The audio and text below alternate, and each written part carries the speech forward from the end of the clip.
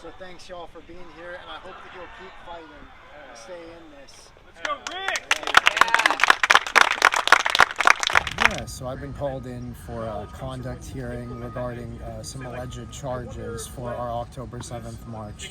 Right now, they're working with the email correspondence between admin and I during the planning of our vigil, and just photos from the event and things like that. It seems like the main focus of all of this is that we entered the lower quad during our march and made a statement there before moving on.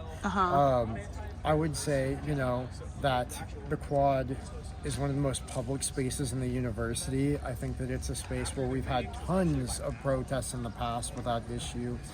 And also, we did attempt to reserve the space through their policy still, but we were denied the space. And one point of clarification I did get was, when I asked what other event was being planned here, they admitted that there was no other event in the lower quad, and their justification is that they were worried that it could spill over into other spaces, which I don't feel like that was a legitimate reason to prevent us from having an event in this extremely public university space that's marked as a free speech zone in their own policy. I'm going to turn real quick and see.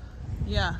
So at this time, I think I still don't have an answer of what's going to happen, but it does not seem like it's going to be extreme consequences. It does not seem like they're going to seek to make an example out of me. And I would, I would thank all of the students, all of the community members, everyone who has called and emailed, who showed up to rally for me.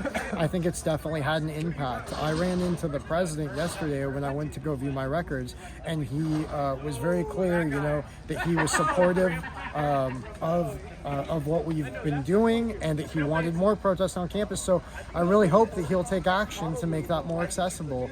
And I think part of that is because we had people calling and emailing the president's office, so it got to his desk.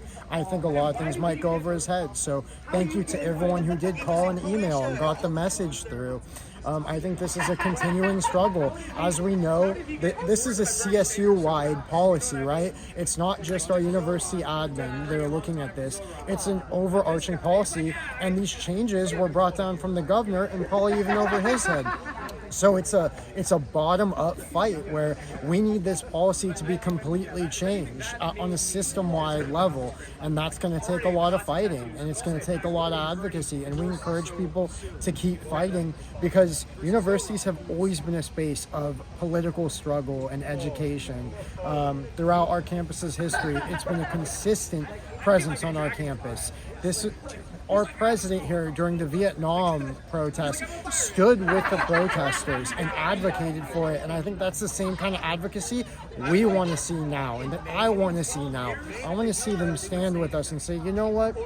This is restrictive, and we're also not going to do it anymore. And I hope we can get to that point, but we're going to continue struggling either way for it, because free speech is worth fighting for. Okay, and then kind of as a point of historical reference, you were mentioning that previous president sent a letter to Nixon, and that was Cornelius Siemens, and we're standing right now in front of Siemens Hall, dedicated in his honor there. Also, ironically, or perhaps not, but the site of the previous protest in 2024, where students occupied the building briefly, that kind of erupted into a whole thing, eventually resulting in the creation of the free speech team, if we call it. Free speech response team. Thank you, free speech response team. Yeah, so can you speak to that, the kind of chain of events and kind of leading to where we are now? What do you think about that trajectory? Yeah, well, I think that the encampment movement in general, I think it sent shockwaves to power, because there hadn't been anything that substantial as far as our unified activism on campus had gone since the Vietnam War. So it was a big deal, and it pushed back against some very powerful people and some very powerful donors like APAC, where they have all these politicians bought and paid for. There are all these investments directly tied to Israel at so many universities universities, including our own. And I think that it scared people in power, and they wanted to take a very authoritarian response. They wanted to crack down on that activism, and that's why we see these things coming from the top down, where these big policy changes, these sweeping policy changes were enacted to try to stop us from being able to organize as effectively as we did, and it's because it scared people in power. Anytime that what we're doing is working, they're going to just up the repression. It's the last thing that they want to do, because when they up repression, they increase resistance, right? But as a last resort, where we become so strong in our movement, it's what they'll turn to, and I think that's what they did. And I think it has been effective so far in quelling free speech and freezing it and kind of ruining the momentum that the movement had. But now people are sick of it, they're tired of it, and that momentum is starting to build again.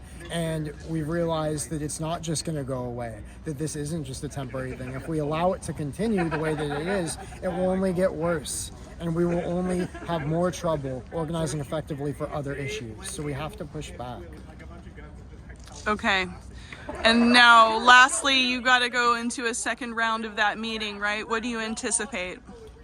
I don't know exactly what to anticipate right now. I can tell that they've made up their mind on some of these charges, but not all of them. So I'll find out exactly what they're thinking then. At that point, I'll also figure out what they're looking to do. So, my hope is that they're going to say, yeah, we think that, you violated this or that, because I don't think they won't say that. I think that at this point, that's what they're going to do. They're going to find something that I'm guilty of. But my hope is that they'll say, and we're going to give you a warning, because that would come with no consequences. It would be something where they don't have to admit wrongdoing, but they can still, let the charges go in that way. It's a warning with no consequence, and that's my hope for it. I hope that they'll choose that line of action, and I hope that we'll be able to have a real dialogue about these issues, because it's a lot bigger than me, it's a lot bigger than SDS, and if we can't have a dialogue and commitments and ways to actually resolve this, that's when we're left with no other option than struggle. And we have to protest, and we have to break policy just to have our voices heard. And if they create an environment where that's the only way, then it doesn't really leave us a lot of options. So I hope they'll do the right thing.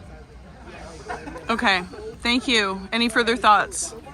I would just, something I've been trying to emphasize to all of the reporters today, to the media, and the message to the students is that this policy, the constitutionality of it, is based upon the need. It's a must that the people enforcing it have to be neutral, and it has to be enforced neutrally, and it also cannot be overbearing. And I would say at this point, when it affects our ability to organize on all of the university, when it's all basically being treated as if it was private property, even though it's a public university, and when it's being enforced in a way that is discriminatory against Palestine activism, or any activism that is viewed as unfavorable by powerful people, then it's not being enforced neutrally, and that's unconstitutional. And I would say it's illegal and it's wrong.